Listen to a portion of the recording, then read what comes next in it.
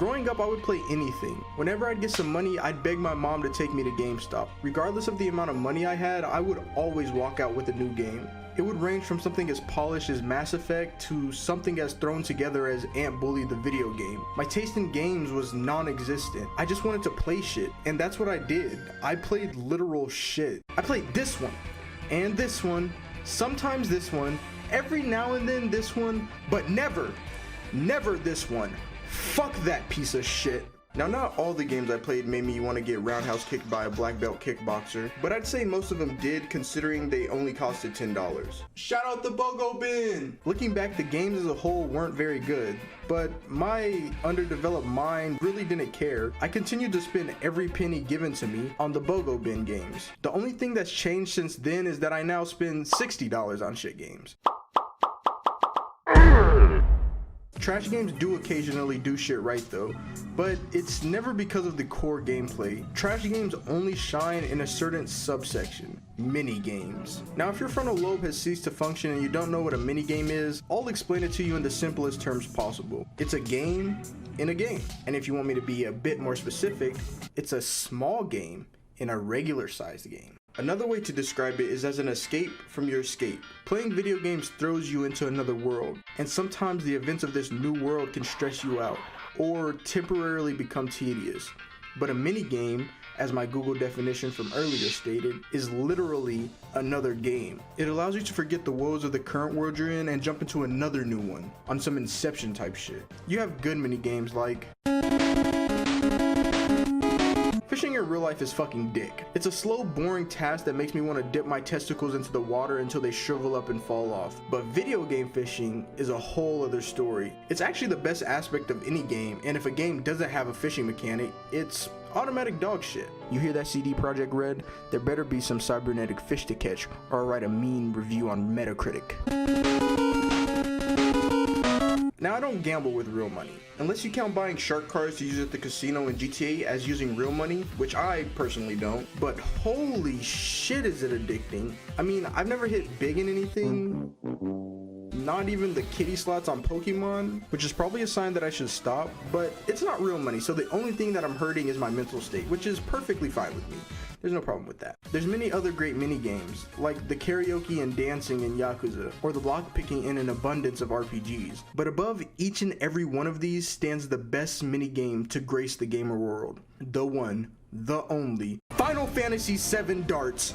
Oh baby, I was playing this shit for like 30 minutes trying to get the high score, and guess what? I fucking did. I'm the #1 dart thrower in all of Midgard. Go suck a fried dick, Wedge, you fat fuck. But this doesn't mean that all mini games are fun. There's actually a shit ton that are just as trash as the games I used to get from the BOGO bin, and I can shit on them all day, but my longer videos don't seem to do as well as my shorter ones, so I'll just get to the point. With this one, I'm specifically talking about Fallout. No other hacking besides Fallout, actually. Actually, just fuck Fallout altogether. This might be because I'm a dumbass, but fuck, bro. I never got the hang of the hacking in Fallout. In other games, it's relatively easy, especially in that one game that's literal branding is hacking. But after playing Fallout for a little over 100 hours, I was still fucking retarded.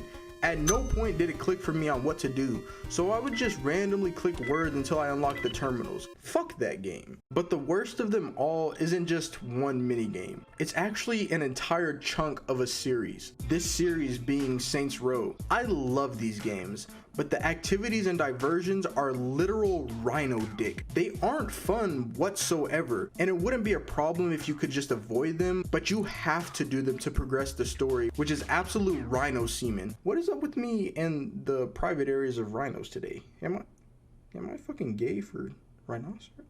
Oh shit, fuck. Thankfully, this series has died and I no longer have to throw myself in front of cars for insurance fraud. It's time to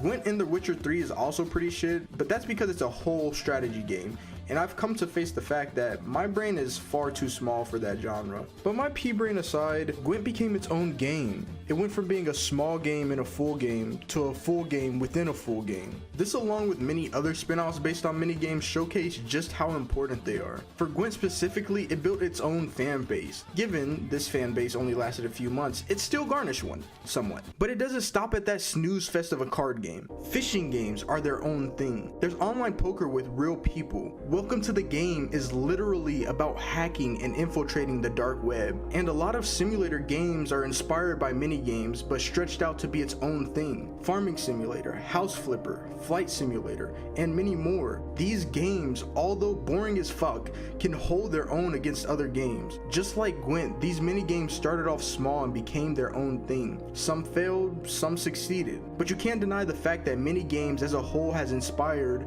and practically created some mainline games of today. Without them, we wouldn't have games where cooking a good meal is the primary objective. We wouldn't have games where dressing your character up to look the best was the only thing that mattered. We wouldn't have the games that allow us to still be lazy while doing legitimate virtual tasks. An entire genre would cease to exist without minigames. This reason, and everything else I stated previously, is truly why minigames are so important.